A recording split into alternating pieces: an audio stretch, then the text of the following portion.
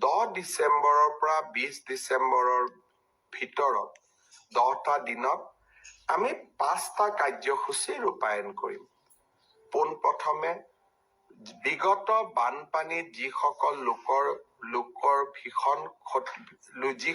লোক ভীষণভাৱে ক্ষতিগ্ৰস্ত হৈছিল তেওঁলোকক আমি সাহায্যসমূহ বিতৰণ কৰিম।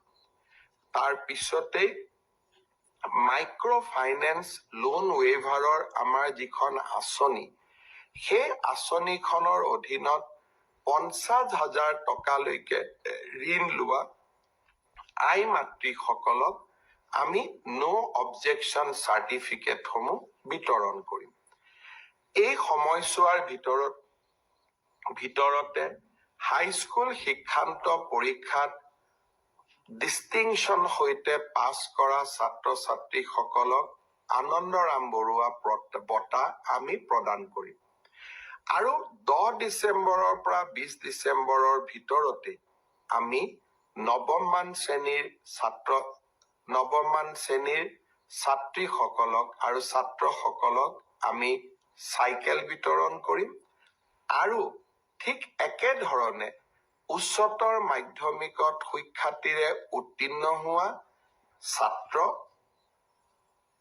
আৰু ছাত্ৰী যিসকল ইতিমধ্যে নিৰ্বাচিত হৈছে তেওঁলোকক স্কুটিসমূহ বিতৰণ কৰিম।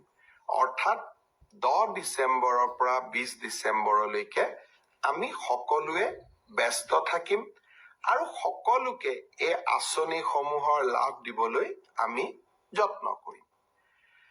এই সময়ছোৱাৰ ভিতৰতে অৰ্থাৎ 1 তাৰিখৰ পৰা 10 ডিচেম্বৰৰ ভিতৰত চৰকাৰী কৰ্মচাৰী 3য় আৰু 4ৰ্থ শ্ৰেণীৰ কৰ্মচাৰীসকলৰ মিউচুৱেল ট্ৰেন্সফাৰৰ পৰ্টেলটো আমি মুকলি কৰি দিম। এতিয়া কামৰ সময়, নিৰ্বাচনৰ সময় আমি পাৰ কৰিলো আৰু এইকেইটা দিন আমি সকলোৱে চৰকাৰী কাম কাজ, ৰাজহুৱা সেৱাত আমি ব্যস্ত ৰাখিম। অৱশ্যে ইয়াৰ মাজতে পঞ্চায়ত ইলেকশ্যনো আহিব আৰু তাৰ পিছত বিটিআৰৰ ইলেকশ্যনো আহিব। 25 চনটো কামৰ মাজে মাজে নিৰ্বাচনো হৈ থাকিব, কাৰণ 26ৰ নিৰ্বাচনৰ আগত আমি কেইবাটাও নিৰ্বাচন পাতিব লাগিব। ৰাভা হাছঙৰ নিৰ্বাচন, মিচিং স্বায়ত্তশাসিত পৰিষদৰ নিৰ্বাচন। কিন্তু এইসমূহৰ মাজতো এই আটাইকেইটা নিৰ্বাচনত যিহেতু মোৰ ব্যক্তিগত ব্যস্ততা বহুত নাথাকিব, সেয়েহে এই সময়ছোৱাত আপোনালোকৰ সমস্যা আৰু আপোনালোকক দি অহা প্ৰতিশ্ৰুতিসমূহ পূৰণ কৰাৰ বাবে মই চেষ্টা কৰিম।